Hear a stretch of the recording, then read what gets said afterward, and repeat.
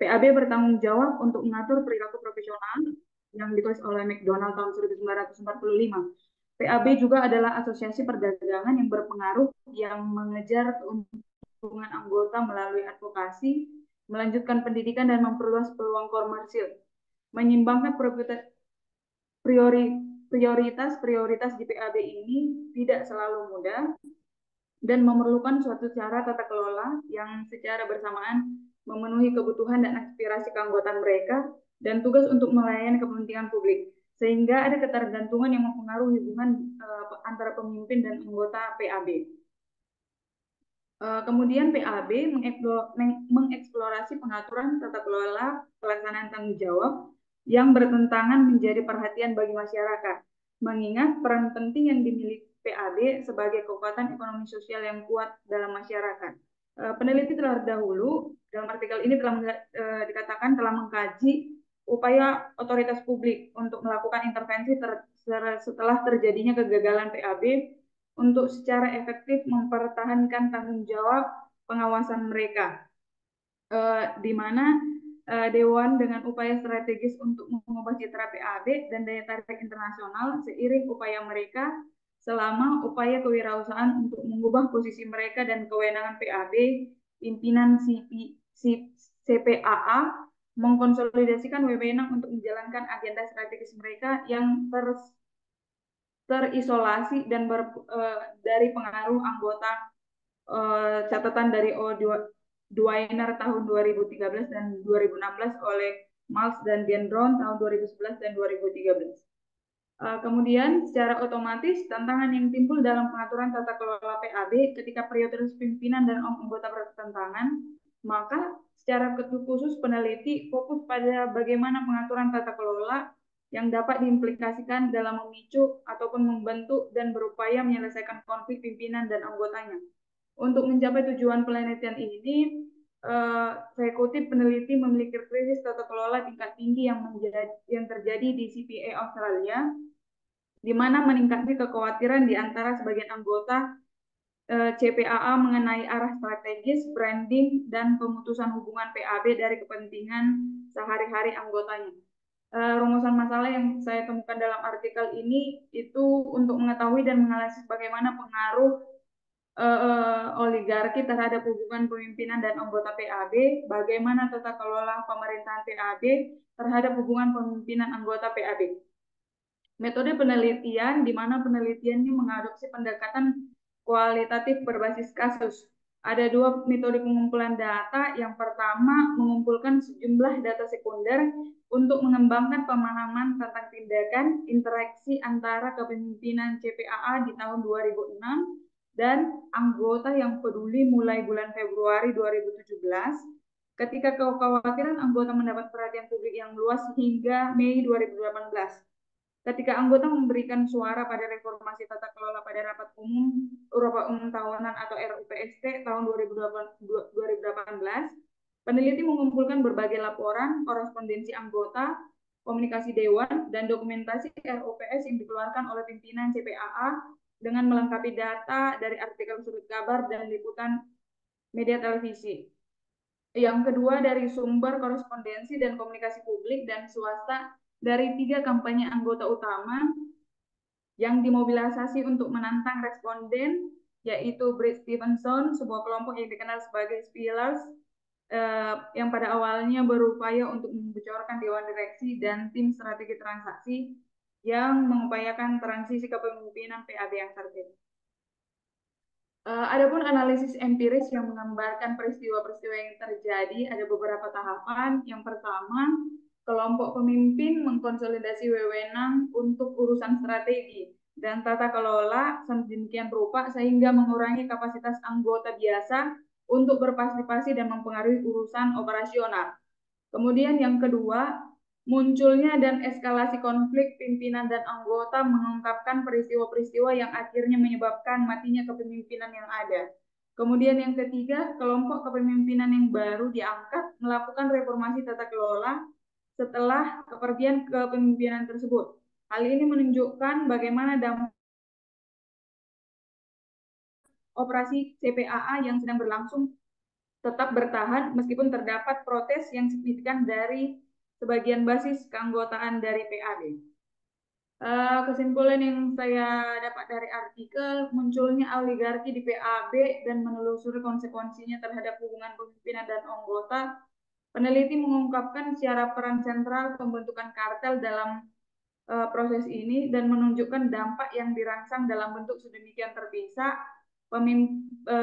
terpisah antara pemimpin dari kepemimpinan anggotanya serta isolasi dan keterasingan suara-suara kritis anggota ketika para pemimpin berupaya mewujudkan kepentingan strategisnya.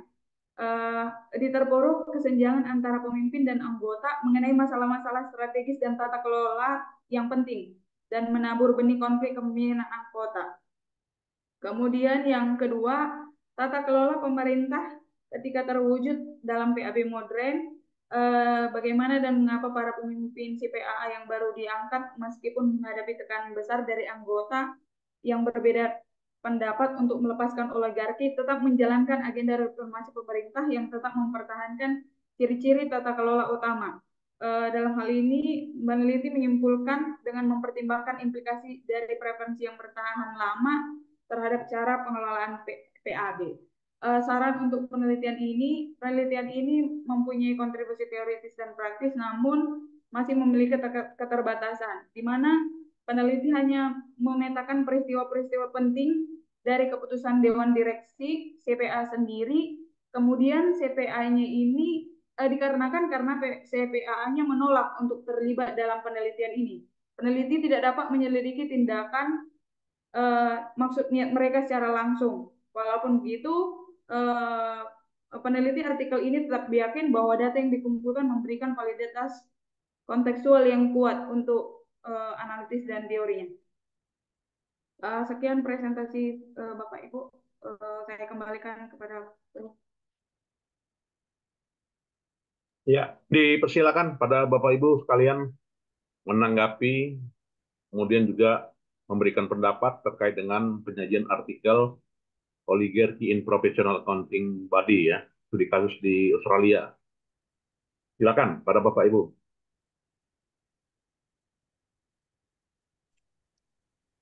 Izin Prof. Ya, silakan Bu Mei. Baik, terima kasih untuk presentasi Bu Pani. Ada yang mau saya tanyakan. Kalau yang pertama, kalau Ibu melihat judul, apakah judulnya ini sudah menggambarkan variabel yang diteliti oleh peneliti? Itu yang pertama. Yang kedua, dari latar belakang penelitian, gap yang Ibu temukan itu ada gap apa saja? Terima kasih, Prof. Ya Bu, boleh ditanggapi langsung. Oke, baik Bu. Kalau untuk judul, menurut saya sudah sesuai dengan artikel Bu. Di sini ada dua yang mereka teliti. Kemudian gapnya yang saya temukan Bu, dari tahun-tahun sebelumnya belum ada yang meneliti kepemim, ke, antara kepemimpinan dengan keanggotaan dari sistem oligarkinya ini Bu. Izin Bu Pani, Ya, gap ya yang Bu. saya tanyakan itu bukan gap yang Ibu temukan. Oh iya, ya Bu. Gap yang saya tanyakan itu adalah idealnya adalah gap yang dipaparkan oleh peneliti di pendahuluan. Kalau untuk di pendahuluan, saya belum menemukan Bu. Tapi yang saya baca di artikelnya seperti itu Bu. Belum menemukan, apakah bisa kita artikan sebagai tidak ada? Eh, saya tidak menemukan di artikelnya Bu. Berarti tidak ada ya? Iya Bu. Berarti penelitian ini, apakah ini penelitian yang layak untuk dipublis Itulah Bu, kalau tidak sekedar ada gapnya? iya untuk diskusi juga kan Bu. Karena saya buat tadi di saran itu eh, mereka mengasih tahu kalau bahwasanya sumber ini Mereka yang membuat sendiri, tapi mereka meyakinkan kalau ini valid gitu. Maksudnya mereka yang membuat sendiri bagaimana? Karena kan mereka mengambil data, tapi mereka sendiri yang memetakan peristiwa demi peristiwa gitu Bu. Mereka tidak mengasih tahu, misalnya kalau kita penelitian dari data sekunder kita minta data apa gitu, mereka hanya memetakan peristiwa-peristiwa pentingnya Bu. Tanpa ada persetujuan dari si PPA-nya, tapi mereka meyakinkan kalau ini valid gitu. Dari artikel yang saya temukan seperti itu. Baik, dari apa yang barusan Ibu sampaikan, mereka memetakan sendiri. Nah, pertanyaan saya yang baru muncul lagi. Ya, Bu. Apakah ini tinjauan literatur?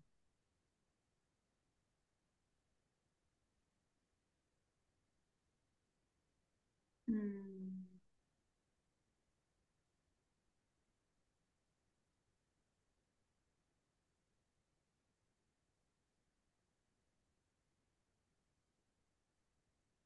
Mungkin boleh, Bu. Izin, Prof. Ya, Saya pikir supaya diskusi kita berjalan ini, sebaiknya Bu Pani menjawab pertanyaan saya itu berdasarkan artikel, Bu. Oh, ya. Jadi memang dari artikel ini kita lihat ini adalah pendekatannya pendekatan kualitatif, gitu ya. Di mana esensi dari riset ini kita melihat ya bagaimana uh, peranan terjadinya oligarki ya. Oligarki artinya pengelompokan dalam hal ini penyusunan lembaga profesional akuntansi di Australia, gitu ya. Terjadi kecenderungan oligarki, pembentukan standar, gitu ya. Dan tata kelola serta hubungan antara keanggotaan itu apa gitu ya, itu tidak terjadi gitu ya. Dengan kata lain, tata kelola uh, yang ideal itu tidak diterapkan. Yang ada hanyalah praktik oligarki dalam lembaga profesional akuntansi yang ada di Australia gitu ya. Jadi terjadinya eksklusivisme. Nah, itu mau yang ditujukan ya, uh, isi pada paper tersebut, dan isinya dianggap suatu hal yang menarik gitu kan, sehingga publish lah di jurnal Contemporary Accounting Q1 gitu ya. Mereka menganggap bahwasanya teori praktik oligarki itu terjadi dan bukanlah penyusunan standarnya itu merupakan dari model bottom up atau juga top down gitu ya, tetapi uh, lebih dominan praktik oligarki yang diinginkan gitu ya, artinya terjadi gitu ya. Itu sehingga isu itu dianggap isu yang penting dan tata kelola diabaikan. Nah, itu saya kira ini Makasih, Prof. ya. Baik, ada lagi Bapak Ibu? Ya, kalau tidak ada, kita lanjutkan pada presenter berikutnya. Dipersilakan pada Bapak Ibu topik-topik kontemporer accounting ya, yang isu-isu yang menarik. Nah, itu tadi bisa kita simpulkan isunya tadi adalah isu oligarki gitu ya, yang dianggap dominan dalam praktik profesional ya, pembentukan lembaga profesional accounting di Australia. Indonesia mungkin seperti itu ya, apakah IAPI misalkan, IAPI dengan IAI sama gitu kan, saya kira ya. Memang ada pengelompokan ya, terjadi grup-grup ya, grup-grup yang terjadi pada lembaga. IAI menyusun standar ya, standar akuntansi, IAPI mengatur standar profesional akuntan publik gitu kan, semuanya eksklusif. Nah, jadi saya kira sama itu dengan Australia, itu tujuannya ya. Itu uh, makalah itu praktiknya memang demikian. Baik Bapak Ibu, sekali lagi kita sudahi. Mungkin berikutnya di presenter yang kedua, dipersilakan Bapak Ibu. Baik Pak, izin Ya, share. ini.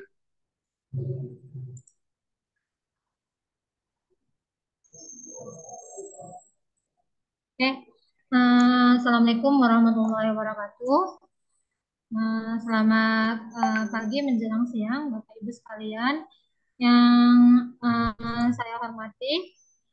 Bapak Profesor Dr. Iskandar Muda SE, MSI, AKCA, yang saya sayangi teman-teman sekalian, izinkan saya hari ini mempresentasikan critical review jurnal dari Willy Online Library dengan judul Government Subsidized and Income Smoothing. Penulisnya Costa Papas, Martin Walker, Alice Liang Xiu, Cheng, Zolin Chen. Nah, ini terbitnya di 14 Maret 2024. Nah, abstrak dalam penelitian ini Mohon di full screen kan, Bu ya? di full screen kan, ya Pak.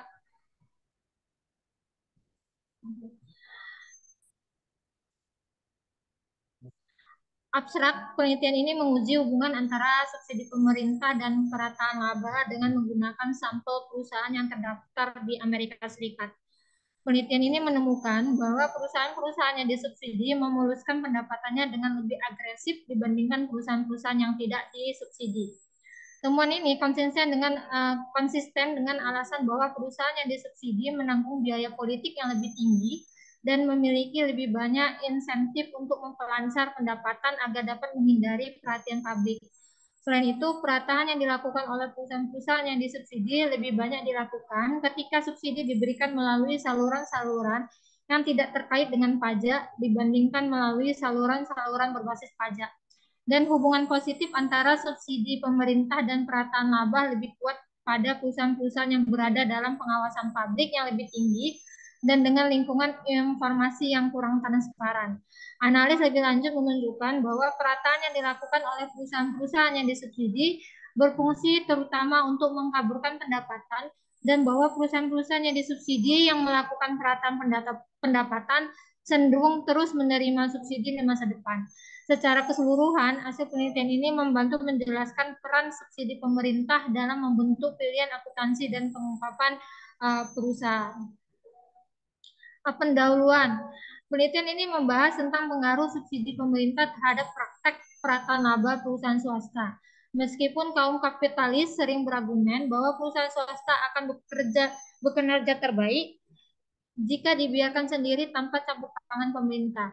Subsidi pemerintah yang besar telah mengalir ke sektor swasta selama beberapa dekade terakhir, terutama di Amerika Serikat. Laporan dari kelompok pengawas nirlaba Good Job First menegaskan bahwa sebagian besar dana pembangunan ekonomi dari pemerintah diberikan kepada sejumlah besar perusahaan besar, bukan kepada usaha kecil. Hal ini menciptakan kekhawatiran akan penggunaan dana publik untuk kepentingan perusahaan yang sempit. Penelitian ini menguji hubungan antara subsidi pemerintah dan praktek perataan laba perusahaan. Hasilnya menunjukkan bahwa perusahaan yang menerima subsidi cenderung melakukan perataan laba. Reaksi politik terhadap praktek ini juga diamati, terutama ketika perusahaan melaporkan keuntungan besar yang bisa dianggap sebagai pengambilan keuntungan dari ikatan politik. Kesimpulannya, subsidi pemerintah dapat mendorong perusahaan untuk melakukan perataan laba sebagai respon terhadap tekanan politik atau menghindari konsekuensi reputasi buruk. Studi ini memberikan wawasan baru tentang praktek akuntansi perusahaan dalam konteks hubungan dengan pemerintah dan memberikan pemahaman lebih dalam tentang pengaruh tekanan masyarakat terhadap praktek perataan laba. Latar belakang, Schwartz dan Clements 1999 mendefinisikan subsidi sebagai bantuan pemerintah yang meningkatkan pendapatan produsen melebihi apa yang bisa mereka peroleh tanpa bantuan tersebut. Di Amerika Serikat, subsidi yang cukup besar diberikan kepada dunia usaha setiap tahunnya, dengan 75% diberikan kepada kurang dari 1.000 perusahaan besar. Boeing, General Motors, Intel, dan Alcoa merupakan beberapa perusahaan yang menerima subsidi terbesar.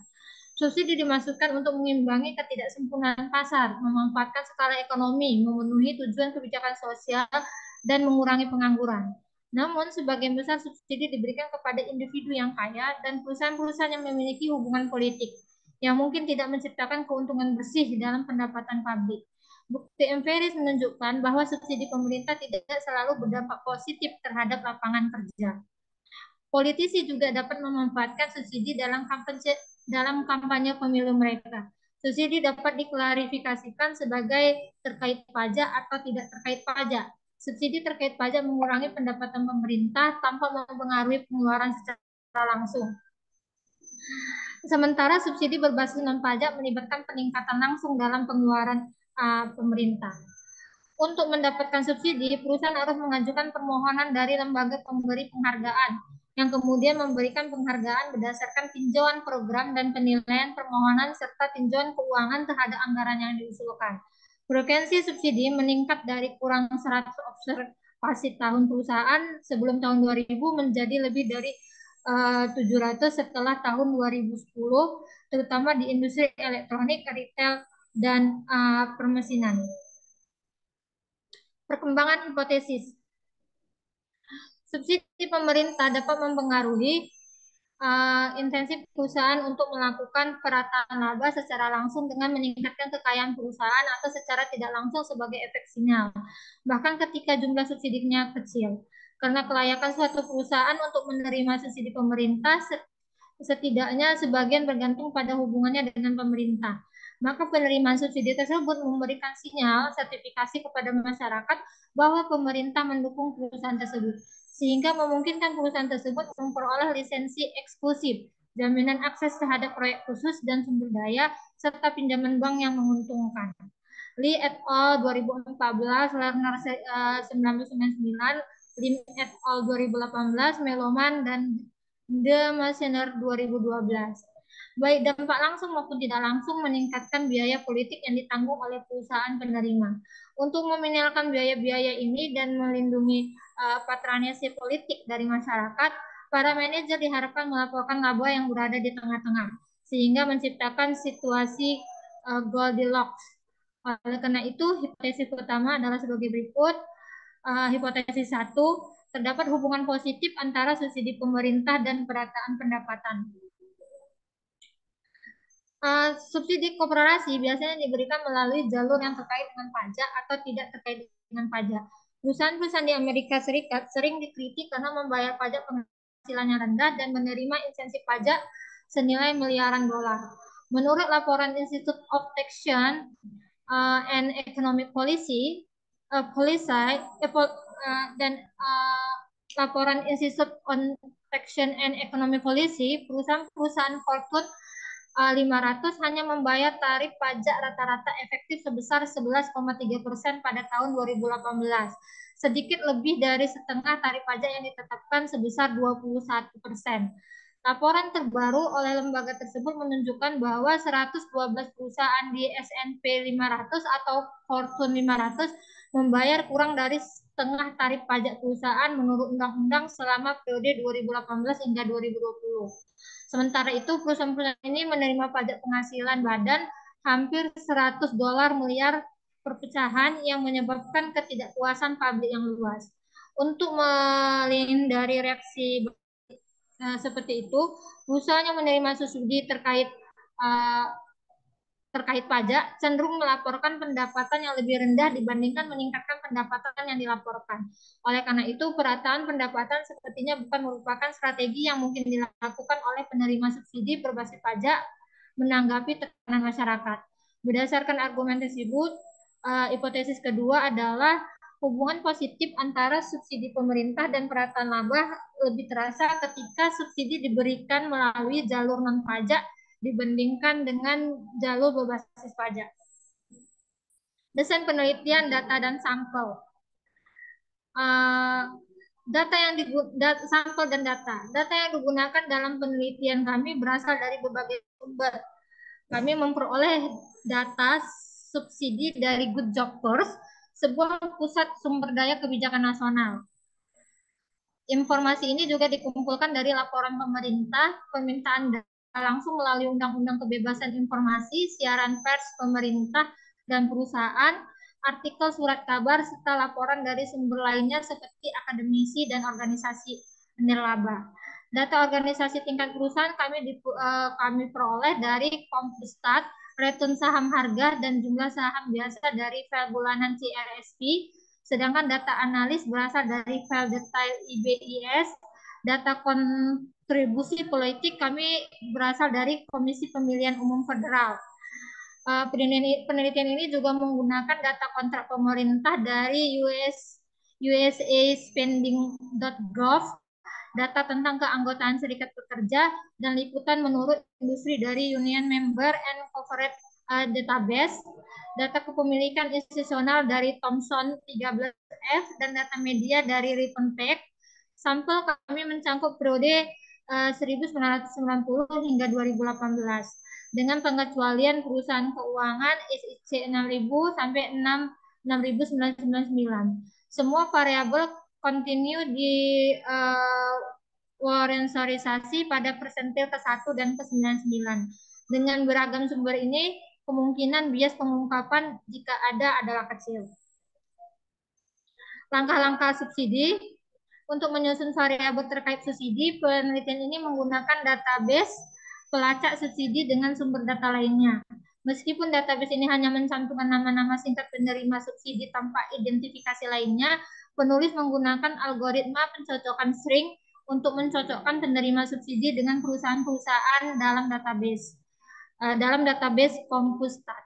Setelah membuat daftar kecocokan potensial, memeriksanya secara manual untuk keakuratan, menghilangkan pasangan yang diragukan. Selanjutnya, jumlah dolar dari semua subsidi yang diterima perusahaan selama tahun fiskal dikumpulkan, variabel subsidi diukur sebagai jumlah rata-rata subsidi pemerintah dalam 3 tahun sebelumnya, yang dibagi dengan total aset tahun sebelumnya. Untuk memodelkan pengaruh berbagai jenis subsidi terhadap perataan laba, penelitian mengklasifikasikan subsidi menurut jenisnya menjadi subsidi pajak, terkait pajak, dan subsidi bukan pajak, tidak terkait pajak, yang diukur dengan total aset tahun sebelumnya. Langkah-langkah pemerataan pendapatan, penelitian ini menggunakan 3 metode untuk mengukur perataan laba, yaitu yang dikembangkan oleh Leeds dan kawan-kawan 2023, Jung dan kawan-kawan 2013, dan Tucker dan Jarowin 2006. Mereka menghitung ukuran perataan laba agregat dengan merata-ratakan 3 ukuran perataan laba individual. Itu kodenya IS, LZ, IS, DCE, dan IS-TJ. IS-LJ mengukur standar deviasi laba yang diukur dari standar deviasi arus kas dari aktivitas operasi dikalikan dengan 1 negatif dengan pendapatan dan arus kas disesuaikan berdasarkan total aset tahun sebelumnya. Memodelkan hubungan antara subsidi pemerintah dan perataan pendapatan. Penelitian ini menggunakan sampel yang cocok untuk menguji hipotesis. Sekitar 20% perusahaan dalam sampel awal menerima subsidi, dan pemberian subsidi berkorelasi positif dengan ukuran perusahaan menunjukkan bahwa sampel perusahaan yang menerima subsidi tidak acak. Namun untuk mengontrol potensi bias seleksi, penelitian ini menggunakan pendekatan pencocokan yang terdekat dengan skor kecenderungan. Ini memastikan bahwa perusahaan yang menerima subsidi dan yang tidak hampir tidak dapat dibedakan berdasarkan karakteristik selain subsidi. Untuk menguji hubungan antara subsidi pemerintah dan perataan pendapatan, kami menerapkan analisis regresi multivariat uji prediksi dengan menggunakan model. Nah, Bapak Ibu dapat dilihat modelnya ya Bapak Ibu. Analisa sampel PSM. Nah, penelitian ini menemukan bahwa perusahaan dengan koneksi politik lebih mungkin menerima subsidi seiring dengan temuan penelitian sebelumnya.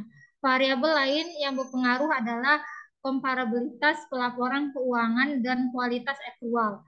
Perusahaan dengan kualitas informasi yang lebih baik, pengembalian yang lebih tinggi, pengeluaran penelitian dan pengembangan yang lebih tinggi, dan jumlah karyawan yang lebih besar cenderung menerima subsidi. Di sisi lain, perusahaan dengan risiko litigasi yang tinggi atau siklus operasi yang lebih panjang cenderung memiliki kemungkinan yang lebih rendah untuk menerima subsidi. Untuk mengevaluasi keseimbangan kovariat, penelitian ini menggunakan perbedaan rata-rata standar yang menurut Rubin harus kurang dari 0,25 untuk memastikan kehandalan hasil regresi. Hasilnya menunjukkan bahwa tidak ada kovariat yang mendekati ambang batas 0,25, menunjukkan hasil pencocokan yang baik dengan kekuatan model yang cukup tinggi. Hasil utama statistik ringkasannya, dapat dilihat di tabel 2 memberikan ringkasan statistik untuk variabel utama dalam penelitian ini dengan menggunakan metode PSM yang menghasilkan sampel sebanyak 11.430 observasi. Rata-rata perusahaan dalam sampel menerima subsidi sebesar 1,767 juta per tahun dengan rata-rata subsidi terkait pajak dan non-pajak sama dengan $1.665 juta dan 0,84 juta dolar masing-masing. Untuk perusahaan yang disubsidi, rata-rata subsidi pajak dan subsidi bukan pajak sebelum ditingkatkan berdasarkan total aset masing-masing adalah 3.535 juta dolar, 3.329 juta dolar, dan 1.768 juta dolar. Hal ini menunjukkan bahwa subsidi pemerintah meskipun jumlahnya kecil dapat mempengaruhi insentif perusahaan untuk melakukan perataan laba melalui efek sinyal. Dampak subsidi pemerintah terhadap perataan pendapatan. Koefisien subsidi menunjukkan signifikansi positif pada keempat kolom dengan nilai yang cukup besar. Hal tersebut menunjukkan bahwa perusahaan yang menerima subsidi pemerintah cenderung melakukan perataan laba lebih banyak. Estimasi koefisien subsidi tetap positif dan signifikan untuk ketiga ukuran alternatif perataan laba. Dari segi signifikansi ekonomi, peningkatan satu standar deviasi pada subsidi berkontribusi sebesar 3,60% dari standar deviasi perataan laba dalam sampel. Temuan ini mengkonfirmasi hipotesis bahwa perataan laba digunakan sebagai pilihan akuntansi bagi perusahaan yang disubsidi. Selain itu, variabel kontrol juga menunjukkan hubungan yang konsisten dengan literatur terkait seperti ukuran perusahaan, kinerja keuangan, dan faktor-faktor lain yang mempengaruhi perataan laba seperti volatilitas penjualan, leverage, dan risiko litigasi. Dampak subsidi pajak dan non-pajak terhadap perataan laba. Secara keseluruhan, hasil ini mendukung H2 yang menyatakan bahwa subsidi berbasis non-pajak memiliki hubungan positif yang lebih kuat dibandingkan dengan pilihan akuntansi perusahaan yang disubsidi dalam rangka memperlancar laba yang dilaporkan dibandingkan subsidi berbasis pajak. Uji variasi lintas seksi. Efek bersyarat dari liputan media yang negatif. Studi ini memperkirakan adanya hubungan positif antara subsidi dan perataan laba yang lebih jelas bagi perusahaan dengan liputan media negatif yang tinggi. Karena perusahaan dengan liputan media negatif yang tinggi seringkali menimbulkan biaya politik yang tinggi. Untuk menguji dugaan ini, peneliti menggunakan proksi liputan media dari database RevenFact dan skor sentimen gabungan RevenFact untuk mengidentifikasi artikel media dengan sentimen negatif. Variabel artikel media negatif juga merupakan presentasi rata-rata artikel media tentang perusahaan yang negatif selama tahun fiskal. Sampel dibagi menjadi tingkat atas dan rendah berdasarkan artikel media negatif. Hasil penelitian menunjukkan bahwa dampak utama terbatas pada perusahaan yang menerima liputan media negatif yang tinggi. Panel A pada tabel 5 melaporkan hasil dengan menggunakan subsidi sebagai variabel independen dan dampaknya terutama terlihat pada perusahaan dengan liputan media negatif yang tinggi. Panel B menunjukkan bahwa perbedaan asosiasi perataan subsidi antara subsidi pajak dan non-pajak terutama didorong oleh subsidi yang tidak terkait dengan pajak, mendukung hipotesis biaya politik secara keseluruhan. Efek kondisional dari lingkungan informasi perusahaan. Studi ini menguji dampak lingkungan informasi perusahaan terhadap hubungan antara kelancaran pendapatan dan subsidi. Lingkungan informasi yang transparan memfasilitasi penilaian investor terhadap informasi pendapatan perusahaan, sehingga membuat aktivitas perataan laba menjadi kurang mungkin terjadi. Untuk menguji prediksi ini, penelitian menggunakan dua proksi, dispersasi perkiraan analis, forecast dispersion, dan kepemilikan institusional Owen. Hasil analis subsampel menunjukkan bahwa koefisien subsidi positif secara signifikan terhadap tingginya forecast dispersion dan rendahnya pada Owen. Ini mengidentifikasi bahwa hubungan positif antara perataan laba dan subsidi terutama berlaku di kalangan perusahaan dengan lingkungan informasi yang kurang transparan. Temuan ini juga menunjukkan bahwa subsidi yang tidak terkait dengan pajak menjadi pendorong utama hubungan tersebut, meskipun pola yang lemah terlihat ketika forecast dispersion berfungsi sebagai variabel partisi. Analis perataan pendapatan akibat subsidi menguntungkan atau merugikan. Temuan dari bagian 6 menunjukkan bahwa perusahaan menggunakan perataan pendapatan sebagai respon terhadap subsidi yang menyiratkan bahwa perataan laba digunakan sebagai sarana kebingungan bagi semua pihak. Hal ini mengidentifikasikan bahwa dampak perataan terhadap keinformatifan laba mungkin melemah pada perusahaan yang menerima subsidi. Untuk mengeksplorasi kemungkinan ini dilakukan 2 analis tambahan yang akan dibahas pada subbagian berikut. Yang pertama, dampak subsidi pemerintah terhadap peran perataan pendapatan dalam kontrak utang. Pertama, kami mempertimbangkan bagaimana subsidi mempengaruhi peran perataan pendapatan dalam kontrak utang. Studi sebelumnya menemukan bahwa kontrak utang swasta kepada peminjam yang melakukan perataan pendapatan lebih besar cenderung menyertakan perjanjian berbasis pendapatan karena perataan pendapatan meningkatkan kegunaan pendapatan untuk memantau peminjam. Dalam konteks kami, jika perusahaan yang disubsidi menggunakan perataan laba untuk mengaburkan laba yang dilaporkan, maka peran positif perataan laba dalam kontrak utang harus dilemahkan. Untuk menguji dugaan ini, kami membuat sampel pinjaman dengan mencocokkan sampel lengkap kami dengan data perjanjian pinjaman dan kemudian mempartisi sampel menjadi pinjaman sesuai dengan tahun perusahaan yang disubsidi dan tidak disubsidi. Secara khusus, sepanjang perataan laba diukur pada tahun T4 hingga T, subsidi sama dengan 1.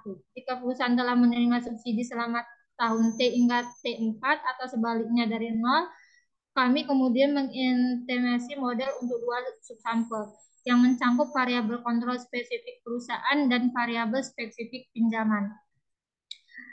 Dari tabel T, mendapatkan hasil menemukan koefisien ES positif secara signifikan untuk subsampel yang tidak disubsidi, namun tidak signifikan. Untuk subsampel bersubsidi, perbedaan koefisien antara kedua sampel cukup signifikan. Hasil ini menunjukkan bahwa perataan laba menguntungkan kegunaan laba dalam kontrak utang di antara perusahaan-perusahaan yang tidak disubsidi. Namun manfaat ini berkurang di antara perusahaan-perusahaan yang disubsidi. Konsisten dengan alasan bahwa perusahaan yang disubsidi menggunakan perataan laba untuk mengaburkan laba yang dilaporkan. Dampak perataan oleh perusahaan-perusahaan yang disubsidi terhadap keinformatifan harga saham tentang kinerja masa depan.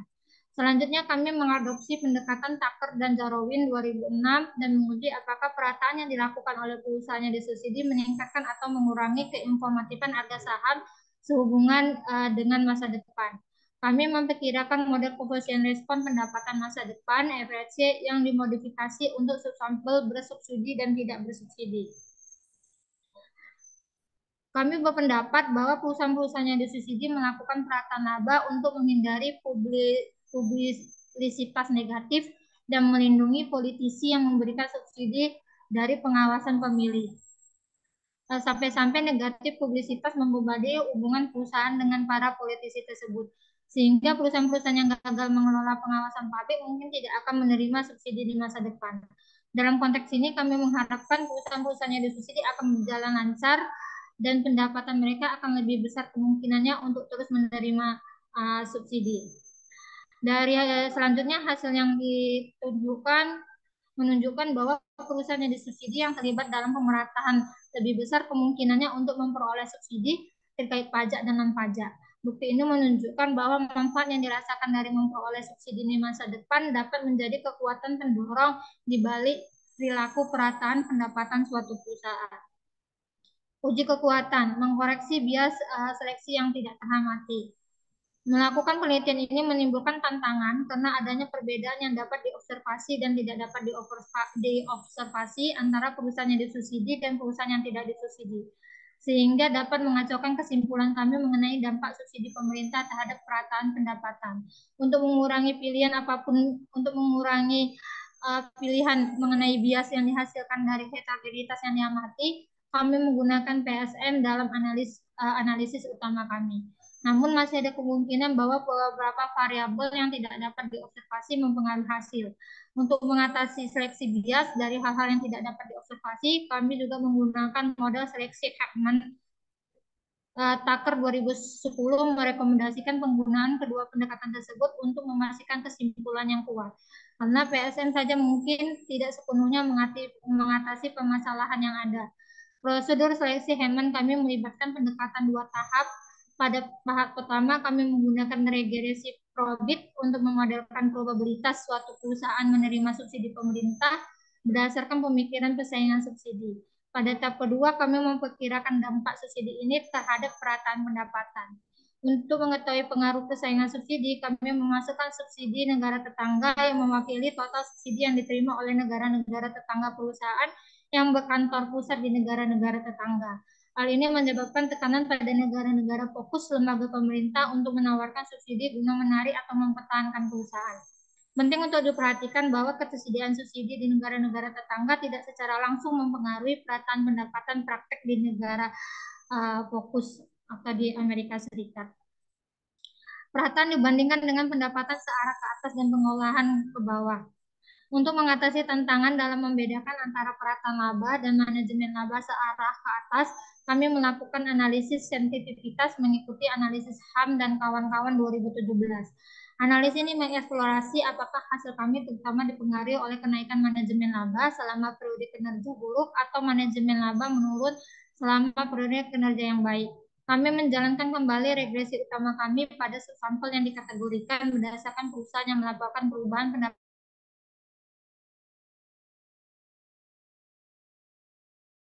manajemen laba ke bawah yang kami perkirakan akan demikian mengamati hubungan positif antara subsidi dan perataan laba hanya di antara perusahaan-perusahaan dengan kinerja baik atau buruk. Perbandingan penerima subsidi reguler dan sporadis. Kami khawatir bahwa hasil kami dapat didorong oleh hubungan mekanis antara subsidi dan perataan pendapatan, di mana perusahaan yang menerima subsidi secara rutin mungkin memiliki aliran pendapatan yang lebih lancar dibandingkan dengan perusahaan yang tidak disubsidi, bahkan tanpa adanya manajemen laba. Jika temuan utama kami hanya dipengaruhi oleh hubungan mekanis ini, maka temuan tersebut seharusnya terutama diamati di kalangan penerima subsidi tetap.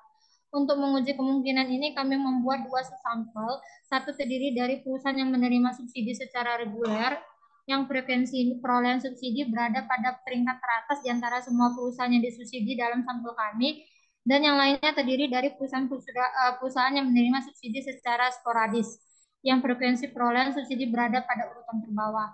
Hasil yang tidak ditabulasi menunjukkan bahwa perusahaan yang bersubsidi baik secara reguler maupun sporadis memiliki pendapatan yang lebih lancar dibandingkan dengan perusahaan yang tidak disubsidi. Namun dampaknya secara signifikan lebih kuat bagi perusahaan-perusahaan yang termasuk dalam kelompok subsidi sporadis.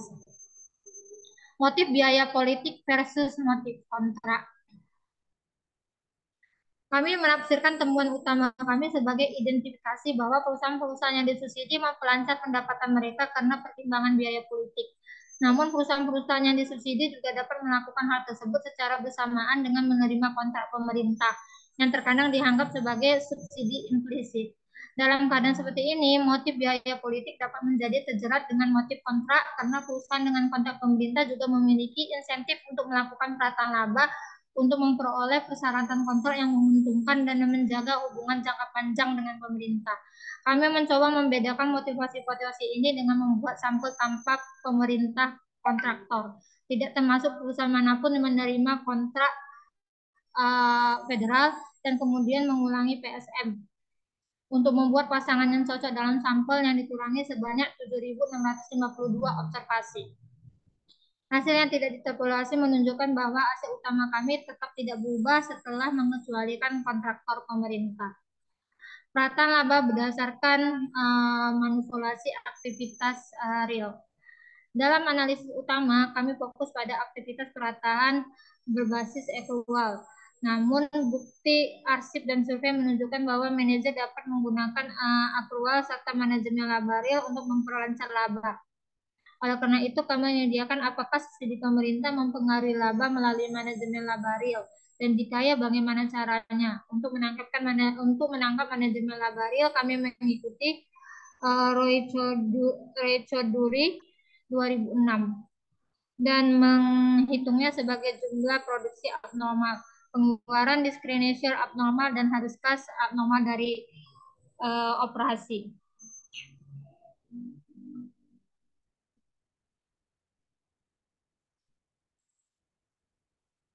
Pemeriksaan ketahanan lainnya. Kami melakukan beberapa pemeriksaan ketahanan lainnya. Pertama, meskipun Good Job First berupaya semaksimal mungkin mengumpulkan jumlah subsidi pemerintah yang sebenarnya. Jika subsidi sebenarnya tersebar selama beberapa tahun dan informasi pastinya tidak tersedia, maka hal ini dapat menimbulkan kesalahan pengukuran.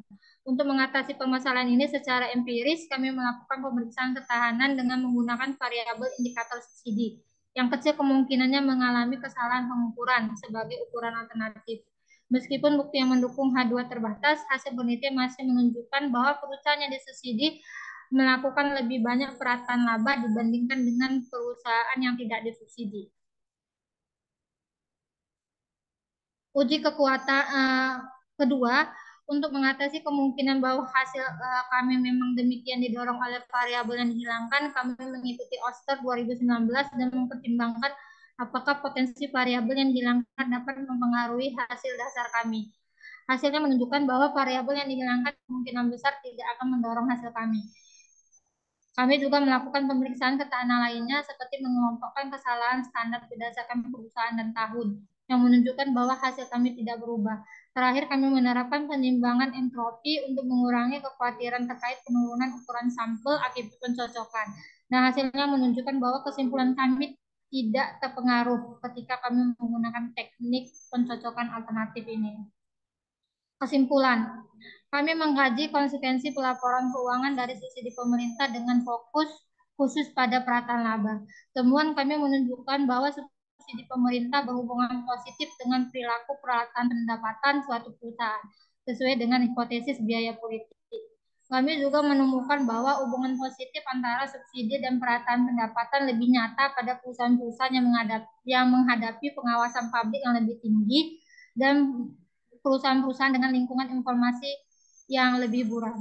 Selain itu, kami menemukan bahwa subsidi berdampak buruk terhadap peran perataan laba dalam kontrak utang dan mengurangi kemampuan perataan laba untuk meningkatkan prediktabilitas laba di masa depan, yang menunjukkan bahwa laba lancar perusahaan yang disubsidi dengan tujuan mengkaburkan keinformatifan laba. Kami juga menemukan bahwa perusahaan-perusahaan yang disubsidi yang menunjukkan perataan laba yang lebih besar kemungkinan besar akan terus menerima subsidi. Namun terdapat beberapa kendala terhadap hasil yang diperoleh dalam penelitian ini. Salah satunya adalah keterbatasan interpretasi kausalitas dalam hubungan antara subsidi pemerintah dan perataan laba. Variabel-variabel berkorelasi yang tidak diobservasi dapat mempengaruhi tingkat kelancaran perusahaan dan kemampuan mereka untuk memperoleh subsidi. Meskipun kami mengambil beberapa langkah untuk meminimalkan kekhawatiran ini, kurangnya guncangan yang signifikan terhadap subsidi pemerintah berarti bahwa kami tidak dapat sepenuhnya mengesampingkan kemungkinan bahwa beberapa hasil bagaimanapun juga disebabkan oleh bias variabel yang dihilangkan. Dan itu kami tidak dapat sepenuhnya mengesampingkan kemungkinan bahwa bukti kami mengenai perataan peningkatan subsidi dapat disebabkan oleh tingkat manajemen laba searah ke bawah atau ke atas yang lebih tinggi di antara perusahaan-perusahaan yang disubsidi yang disebabkan oleh peningkatan subsidi. Terima kasih. Ya, itu saja pemaparan saya mengenai perataan laba. Ya, terima kasih. Ya, Izin terima bertanya, kasih. Prof. Ya, boleh Bu. Ya, silakan. Assalamualaikum warahmatullahi wabarakatuh. Terima kasih banyak. Selamat Salam. pagi semuanya. Yang saya hormati Prof. Iskandar Muda, dan juga terima kasih kepada Ibu Vina Windasari atas pemaparan CGR-nya.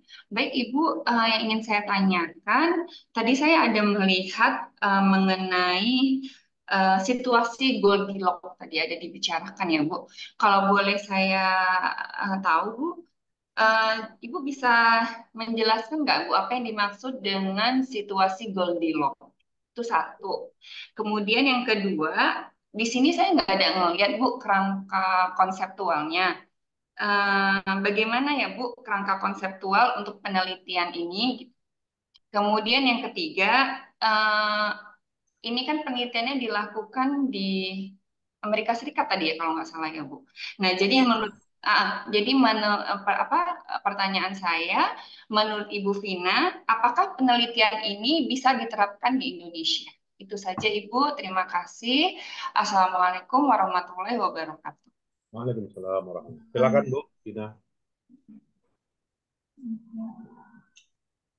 Situasi, bentar ya, saya lihat dulu ya Bu, situasi. Iya, Bu.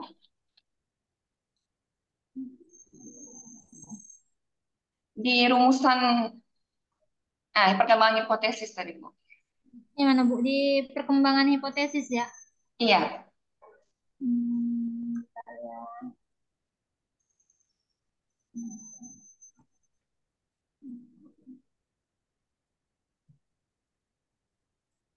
Yang mana Bu? Ke atas lagi, Bu. Ini? Lagi. Ini kan lanjutan ya. Nah, yang ini. Perkembangan hipotesis. Itu Bu tadi benar. Udah dapat.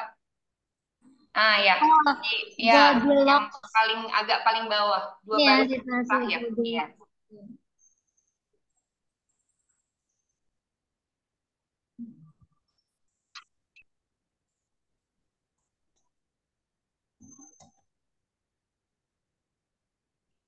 Situasi, saya cari dulu.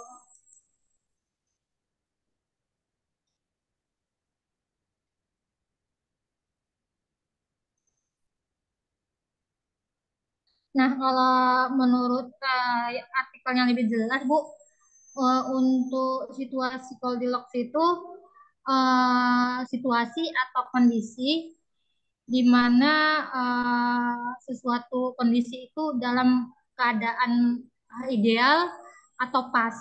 Jadi dia istilahnya itu berasal dari di Amerika Serikat ada namanya Goldilocks and the uh, Goldilocks itu situasi atau kondisi yang pas atau ideal gitu lah Bu.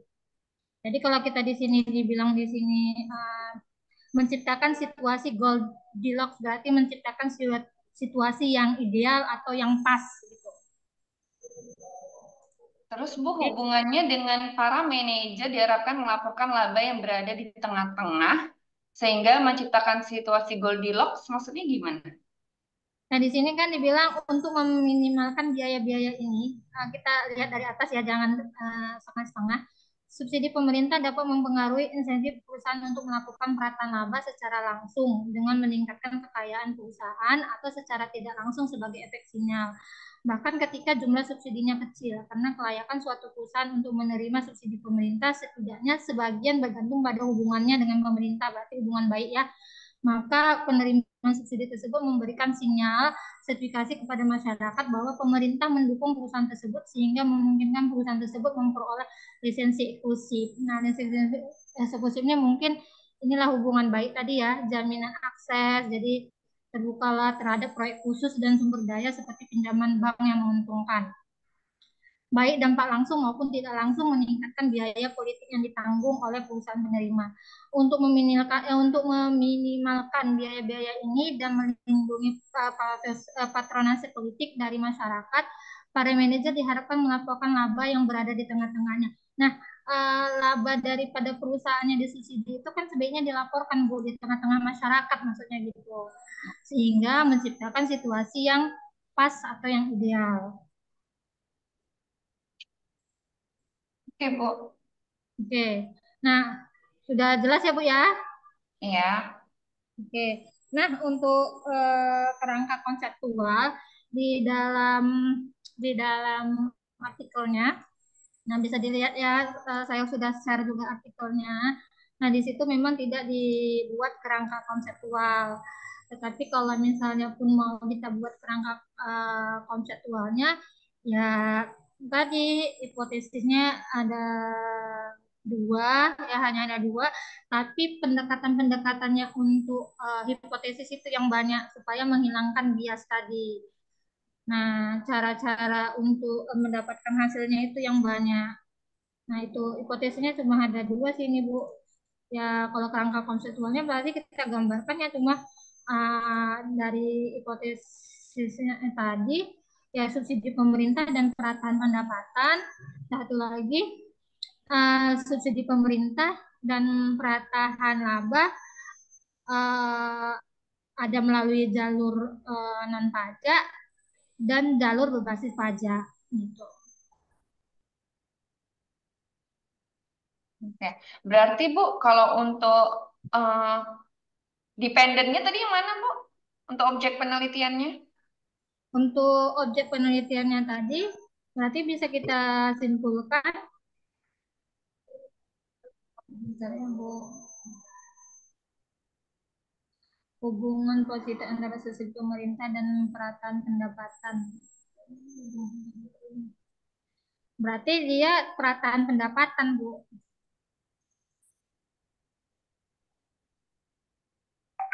Berarti hubungan subsidi pemerintah terhadap perataan pendapatan bagaimana? Kalau saya gambarkan subsidi pemerintah baru perataan pendapatan. Kalau yang dependen itu perataan pendapatan yang dia terikat,nya perataan pendapatan. Nah, habis itu baru subsidi pemerintah dua-dua ini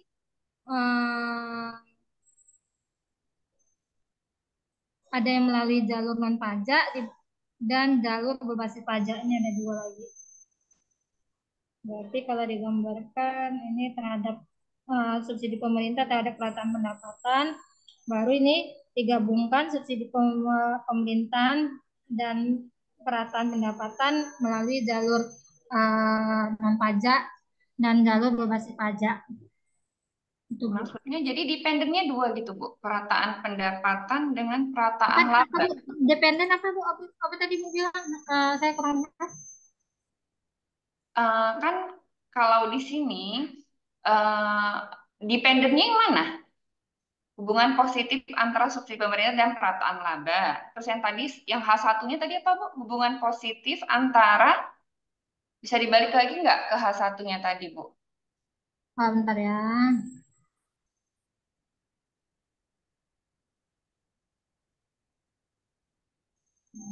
Variabel dependen. Nah, ini Bu. Nah, ini terdapat hubungan positif Tadi antara kan Ibu bilang dependennya perataan pendapatan. Nah, terus tadi ada lagi perataan laba. Nah, jadi yang mana dependennya? Berarti dependennya dua gitu. enggak, Bu. Subsidi pemerintah itu variabel independen. Perataan pendapatan variabel dependen. Yang kedua? Yang kedua baru digabungkan subsidi pemerintah dan perataan laba terdapat pada gini Bu, baru dibelah dua lagi ya, ini perataan laba ini ada yang melalui jalur non pajak dan yang terasa ketika subsidi diberikan, dan subsidi pemerintahnya ini ada terbagi lagi Bu, ada pajak dan non pajak. Ini saya gambarkan ya Bu ya. Bentar, saya gambarkan dulu. Saya buka Word dulu. Kalau menurut saya sih seperti ini. Bentar ya, saya buka Word.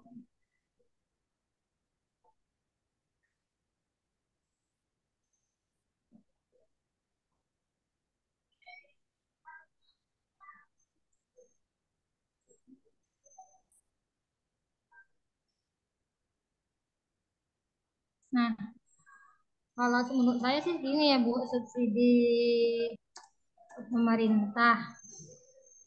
Nah, ini bisa digaris lagi.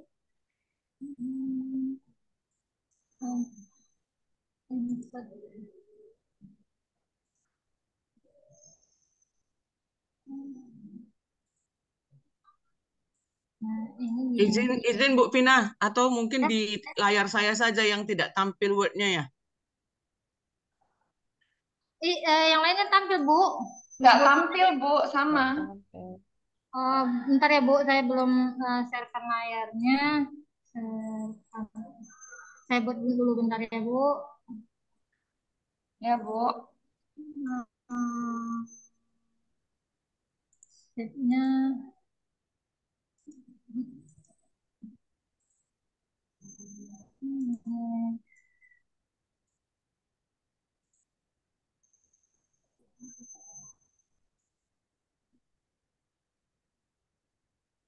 bisa diisi ini pajak dan non pajak.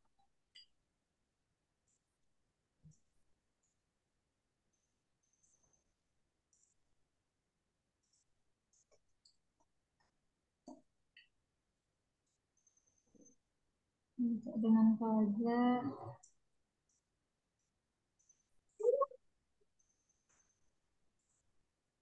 Salam. Persis.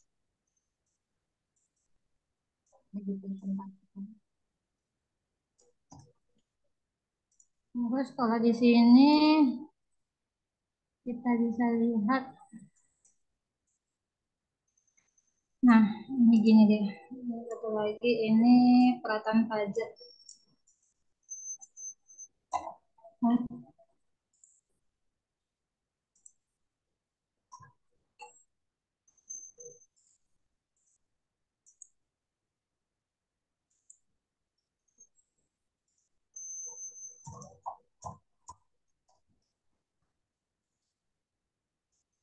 Peraturan pendapatan.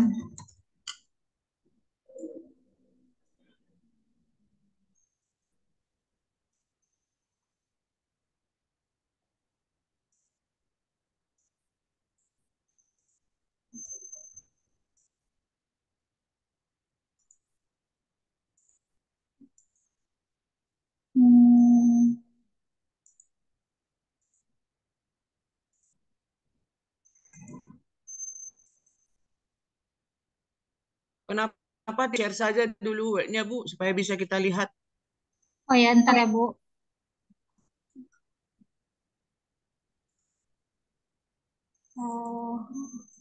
Masukkannya di ini dulu. Ntar.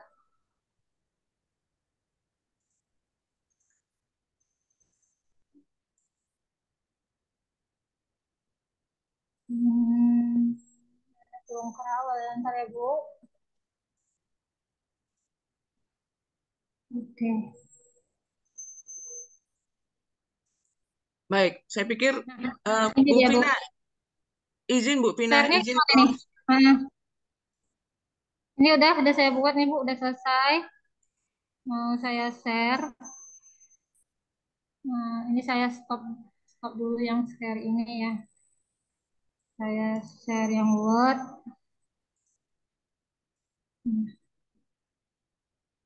Nampak Bu?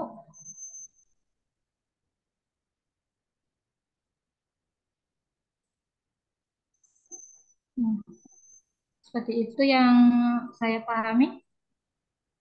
Nampak Bu Tia yang saya share? Nampak Bu Vina.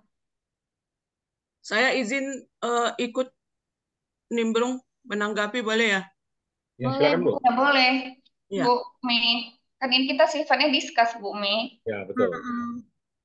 Baik, tadi kan pertanyaan Bu Tia ada dua itu. Mulai dari Goldilocks ya, Bu Tia. Iya, situasi Goldilocks. Nah, tadi jawabannya Bu Vina bahwa manajer harus menyajikan laporan keuangan di tengah-tengah masyarakat. Kan gitu ya Bu Vina ya? Iya. Sebetulnya kalau kita melihat judul dari penelitian ini, yang jadi berhubungan dengan pertanyaan Bu Tia yang kedua. Bu Tia kan menanyakan dependen variabelnya yang mana? Kan gitu. Dependen variabelnya itu kan sebenarnya income smoothing-nya. Harusnya Tapi kalau perataan laba perusahaan. ya, jadi kalau dihubungkan dengan istilah Goldilocks tadi, disitulah perannya income smoothing itu. Jadi manajer diminta untuk menyajikan laba itu di tengah-tengah, bukan di tengah-tengah masyarakat, Bu Vina. Tapi angkanya itu berada di tengah-tengah. Income smoothing kan seperti itu dia perlakuannya. Berada di tengah-tengah. Laba itu disajikan di tengah-tengah, tidak mencolok, tapi juga tidak terlalu rendah gitu.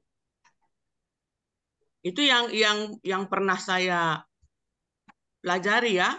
Jadi sebenarnya tujuannya itu kan membantu mengurangi kemungkinan reaksi negatif dari publik. Apalagi seperti tahun ini kan tahun politik ya. Nah, barangkali kalau kita periksa laporan keuangan yang disajikan di perusahaan-perusahaan yang publik di Bursa Efek, ini perusahaan banyak yang melakukan ini. Nah, kenapa dihubungkan dengan subsidi pemerintah? Ini ada hubungannya juga dengan masalah politisi tadi kan. Jadi kalau Ibu tadi mengatakan manajer diminta untuk menyajikan laporan keuangannya di tengah-tengah masyarakat, saya pikir bukan itu apanya pengertiannya. Goldilocks situation itu merujuk pada situasi di mana manajer diharapkan untuk melaporkan laba yang berada di tengah-tengah, tidak terlalu tinggi dan tidak terlalu rendah. Itulah pengertian income smoothing yang sesungguhnya, Bu Vina. Nah, kalau pertanyaan Bu Tia yang kedua, dependent variabelnya yang mana? Ibu sudah menggambarkan seperti ini. Saya justru melihat ini malah makin tidak mengerti. Misalnya nih, kalau saya ikut bertanya, ini pajak dan non-pajak ini perannya sebagai apa? Apakah independen ataukah dependen? Perataan pendapatan ini atau istilahnya tadi kan income smoothing ini. Apakah ini dependen atau apa ini? Karena tanda panah Ibu dari subsidi pemerintah ini kan sampai ke income smoothing. Sedangkan subsidi pemerintah ini Ibu bagi lagi menjadi pajak dan non-pajak. Nah, barangkali Ibu bisa jelaskan ini, Bu Pina. Terima kasih. Oke, Bu Mei. Yang pertama, bisa juga sih menurut saya ya, karena saya baca lagi. Jadi dia ini kan penyajiannya apa namanya Pratanaba itu ya seperti yang dibilang Bu Mei juga harus berada di tengah-tengah, tetapi itu tidak mengkaburkan pendapatan. Jadi uh, bisa juga saran yang dimasukkan di sini di tengah-tengah itu tidak terlalu tinggi atau tidak terlalu tinggi atau tidak terlalu rendah. Nah, tetapi juga harus dimunculkan ke masyarakat gitu karena untuk memberikan pemerataan pendapatan itu pemerataan pendapatan juga uh, harus tahulah masyarakat mengenai laba di setiap perusahaan yang mendapatkan subsidi sehingga Izin Bu Pina, ini pengertiannya income smoothing itu jangan Ibu translate dengan pemerataan pendapatan. Kalau diterjemahkan secara harfiah itu sebetulnya adalah merata-ratakan, bukan pemerataan. Kalau kita balik ke teori akuntansi barangkali ya, di teori akuntansi itu ada. Di akuntansi intermediate juga itu ada. Istilah income smoothing itu bukanlah istilah yang asing di perusahaan. Nah, subsidi pemerintah yang dimaksudkan di sini apa? Ya pajak ini.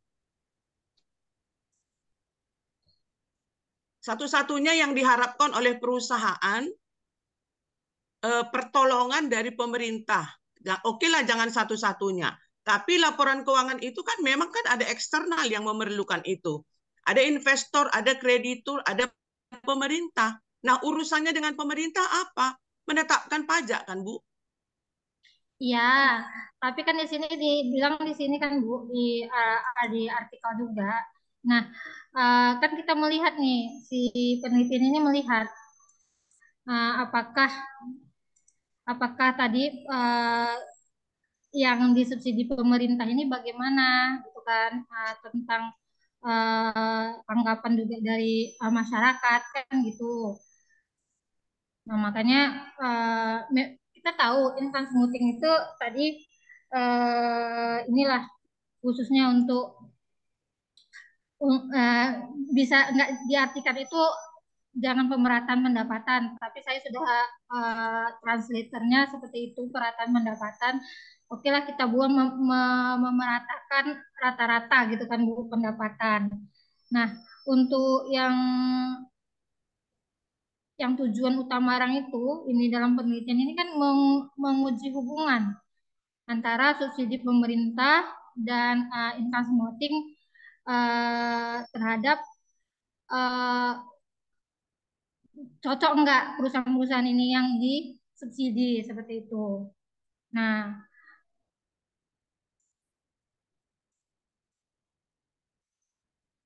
dan juga untuk melihat hubungan perilakunya terhadap perusahaan tersebut, baik dari biaya politik yang tadi dilihat, gitu kan, terus juga dengan lingkungan-lingkungan yang bersifat informasi tadi menggunakan media, gitu kan.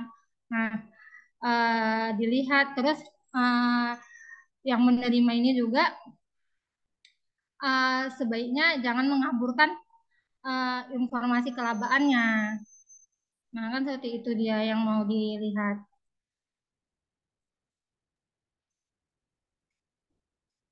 Oke, Bu Vina. Ini kalau kalau ini gambar yang Ibu buat ini jadinya bagaimana, Bu? Nah, yang hipotesis satu kan dia langsung Ibu, ini kurang bagus sih karena cepet-cepet kan. Jadi ini langsung, ini sebenarnya yang tanda panah yang kedua ini setelahnya gitu. Entah saya taruh ke bawah atau ke samping ya. Nah, ini bisa juga ditaruh ke bawah gini, baru ke sini. Bentar ya Bu, ini bisa ditaruh ke bawah juga. Nah, ini bisa taruh ke bawah gini. Ini dipindahkan ke sini.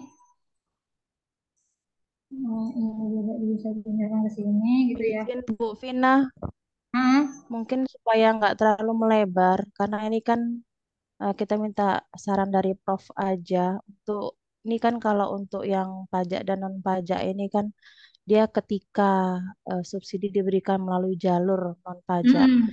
jangan digambarkan dulu aja Bu. Kita minta saran Oh, jangan karena memang digambarkan ya.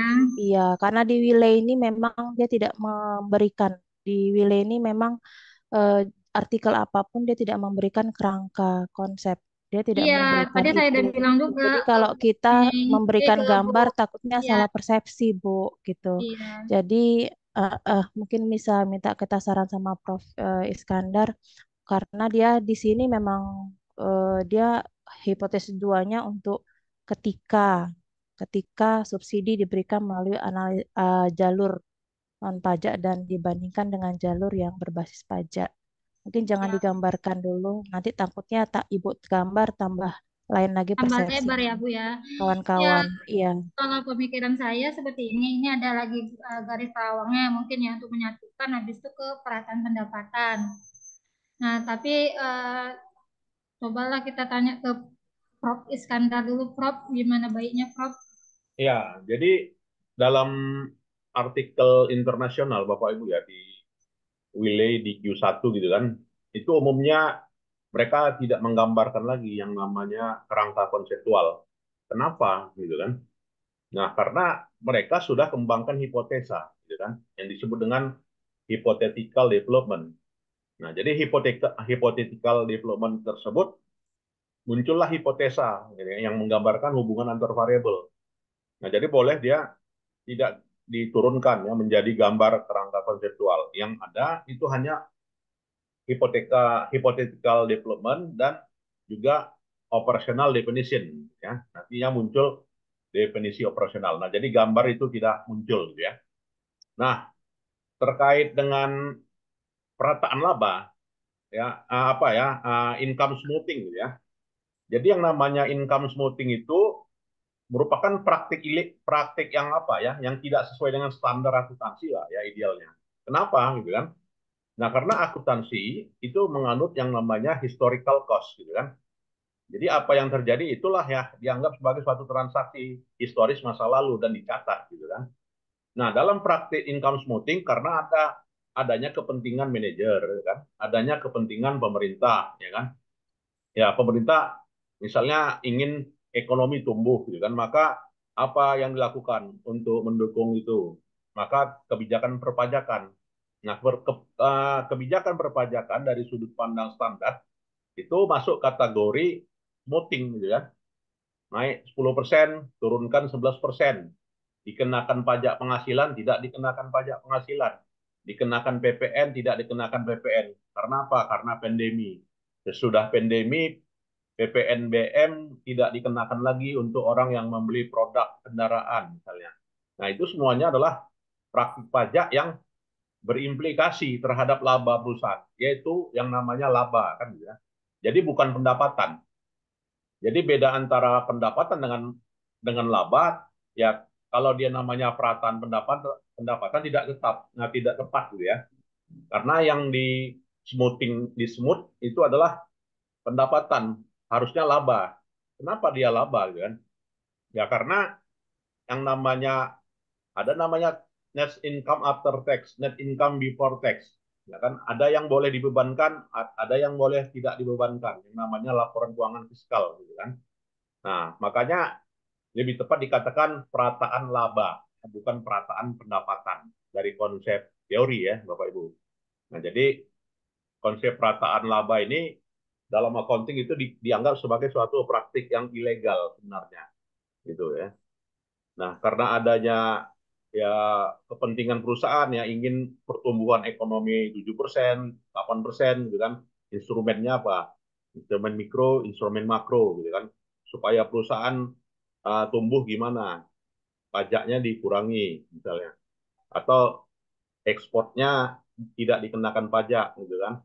Ketika produksi sawit meningkat, maka pajak ekspor sawitnya dikurangi, sehingga orang tidak ekspor, gitu kan. Atau misalnya ketika minyak goreng langka, maka pajak ekspor sawitnya ditinggikan, ya, sehingga produksi sawit dijual di dalam negeri, minyak makan misalnya.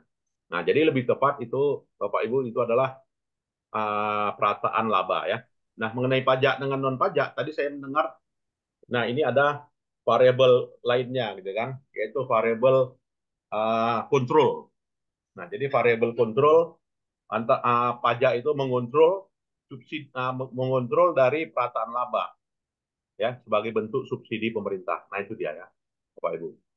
Jadi kalau dia variabel kontrol, pajak dan non pajak ini di belakang ya. Gambarnya harusnya di belakang subsidi pemerintah, antara subsidi pemerintah dampak kepada income smoothing, perataan laba. Itu, Bapak Ibu. Izin Prof, Ya, berarti silakan. untuk variabel Y-nya itu berarti perataan laba perusahaan kan, Prof? Ya, manajemen laba gitu ya. Manajemen laba atau perataan laba. Y-nya. Ya, baik Prof. Terima kasih Prof. Oke. Oke. Izin Prof. Ya, silakan menanggapi, Ibu Mei. Saya barangkali berada di kelompok pendapat yang tadi kan Prof katakan bahwa income smoothing itu ilegal. Ya. Padahal kalau yang kita pahami kan sebetulnya mereka itu menyajikan laporan keuangan itu kan masih mengikuti standar kan, Prof? Ya, betul, Bu. Ya, jadi saya pun pernah juga mungkin sedikit berbeda pendapat dengan kawan. Kawan berada di kelompok pendapat yang mengatakan itu ilegal, seperti yang Prof katakan tadi. Saya sendiri mengatakan itu nggak ilegal, itu bisa dikatakan legal. Karena mereka melakukan itu masih mengikuti standar akuntansi gitu, Prof. Kira-kira bagaimana itu, Prof, perbedaan pendapat itu? Makasih, Prof. Ya, secara teori ada yang menyatakan itu ilegal, ada yang menyatakan tidak ilegal. Nah, ketika dia tidak ilegal ya karena bertentangan dengan prinsip akuntansi. Nah, coba sebutkan apa saja yang namanya prinsip akuntansi itu. Pertama, akuntansi itu menjunjung yang namanya historical cost concept. Kan? Nah, kalau terjadi transaksi yang tidak berdasarkan kronologi, ya kan tidak berdasarkan pada peristiwa masa lalu, maka dianggap apa? Bertentangan dengan prinsip historical cost. Ya kan? Maka ketika income smoothing itu terjadi gitu ya karena pajak itu pajak itu dikenakan ya karena misalnya penyusutannya 500 gitu kan supaya target laba misalkan sekian gitu kan maka penyusutan itu harus 2.000 gitu kan. Nah, padahal penyusutan itu udah menggunakan metode yang namanya double decline balance method sehingga apa ya uh, apa namanya ada beberapa metode rata-rata yang lain metode rata-rata ya dan sebagainya gitu kan. Nah itu semuanya tidak konsisten, gitu kan, atau tidak sesuai dengan metode yang sudah ditetapkan di awal, ya. Jadi apa gitu ya, sudah tidak menunjukkan kronologi transaksi di masa yang lalu, gitu. Nah, jadi yang namanya perataan laba itu boleh dikatakan sebagai suatu praktik window dressing, ya, window dressing atau mempercantik laporan keuangan. Nah, itu menurutnya David Foster, ya, silakan baca nanti bukunya David Foster. Yang namanya praktik manajemen laba itu berbagai macam, ya kan, praktiknya. Di antaranya window dressing, di antaranya tadi income smoothing, ya, di antaranya lagi banyak metode-metode yang lain digunakan. Nah, jadi metode itu dimanfaatkan, ya, dimanfaatkan oleh manajer untuk kepentingannya. Kepentingannya adalah bonus. Kepentingan pemerintah adalah mendapatkan pajak. Kepentingan pemerintah itu adalah ingin perusahaan itu tumbuh sehingga ekonomi tumbuh. Tetapi secara prinsip ya bertentangan gitu kan dengan yang namanya historical cost. Nah, itu saya kira. Terima kasih, Ya, Prof. ya, dia menjadi legal karena disahkan oleh pemerintah. Lahirlah keputusan Menteri Keuangan, lahirlah keputusan Dirjen Pajak gitu kan. Sehingga dia dianggap legal. Itu, saya kira. Baik, ada lagi Bapak Ibu? Ya, saya kira Izin, cukup bagus presentasinya izin, dan oh ya, ya, silakan. izin Prof. Ya. Pertanyaan yang terakhir belum dijawab Bu Vina, Prof. Oh, Oh iya Bu, apakah bisa diterapkan di Indonesia ya? Iya, benar Bu Ya, Vina. oke izin Prof ya, Bu. menjawab pertanyaan terakhir tadi dari Bu Tia. Nah, kalau saya rasa kalau di Indonesia kalau Ibu punya apa ya, eh, kalau misalnya di pemerintah ini kan agak sulit ya Bu ya, untuk mengungkapkan seperti itu. Data-datanya kita akan sulit untuk mendapatkannya. Nah, tapi kalau misalnya Ibu mencoba atau misalnya Ibu punya link, kayak di saya aja gitu kan, untuk ke inspektorat aja agak susah untuk mendapatkan data yang mau akan saya angkat kemarin itu di disertasi gitu ya mengenai fraud, apalagi yang seperti ini ya Bu ya. Nah, saya rasa agak sulit sih di Indonesia sendiri. Nah, di artikel ini aja mereka banyak melibatkan beberapa bagian ya untuk memastikan supaya jangan ada bias tadi bahasanya. Nah, seperti itu. Memang agak sulit kalau di pemerintahan, apalagi prosedurnya yang banyak, yang ribet ya, setahu saya bersurat dan sebagainya belum tentu terbalas, kan hanya diapakan saja, apalagi masalah-masalah seperti ini menyangkut politik pula lagi ya Bu ya. Nah, itu agak susah sih sebenarnya kalau menurut saya, karena saya sudah pernah mencoba kemarin untuk mendapatkan data disertasi saya dan atau orang pusat untuk inspektorat diktinya sih kalau kayak gitu agak susah sih Bu gitu. Saya pernah apa aja lah komunikasi ke sana. Makanya terakhir proposal disertasi saya pun saya rubah terakhir Bu gitu yang akan direncanakan karena memang katanya agak susah datanya. Nah, seperti itu. Ya, Baik kalau Bu apa Vina. ya, sebenarnya bisa aja ya dicari di yang namanya laporan keuangan BPK ya, kalau misalkan terkait Hmm. dengan OPD gitu kan atau Pemkap gitu kan. Nah, di laporan keuangan BPK itu ada 3 kan, yang namanya apa, laporan keuangan, ya kan, kemudian laporan pengendalian internal, kemudian juga laporan kepatuhan. Nah, jadi dicari aja di yang nomor 1 tadi gitu kan, di laporan keuangan, yaitu di catatan atas laporan keuangan. Nah, di situ tersaji semuanya gitu kan, berapa yang harus mengembalikan, ya kan? Itu dapat itu semuanya Bu. Cuman kita datang ke BPK dan BPK mau nggak ngasihnya lengkap gitu kan. Artinya neraca laba rugi, arus kas, laporan realisasi anggaran, dan catatan atas laporan keuangan. Itu yang penting. Jadi di catatan laporan keuangan itulah kita menunjukkan besar kecilnya fraud yang terjadi. Nah, itu sebenarnya kalau ada kenalan, ya misalnya Ya, auditor, ya mereka akan kasih tuh soft copy-nya. ya, tapi pun itu takut juga, Prof. Kemarin saya Ya pernah sih. tanya, Itu Prof. ke BPK Pusat, Prof. Ngambil datanya. Iya, ke BPK Sumut ada. Kadang mereka menyimpan itu dia filenya, file saya punya, tapi sampai tahun 2012 gitu kan. Nah, Hmm. 2013, 14 sampai sekarang saya nggak dapat gitu kan. Nah, saya dapat mintanya dari auditor apa BPK pusat, kenalan BPK, BPKP apa ya, saya Prof ya. BPK, Bu. Nah, jadi seluruh OPD dan seluruh kementerian dia punya. Nah, mereka dapat dari situ dan terlihat semuanya ya, berapa yang harus pengembalian, ya kan, si A, si B, si C, namanya juga semua muncul itu.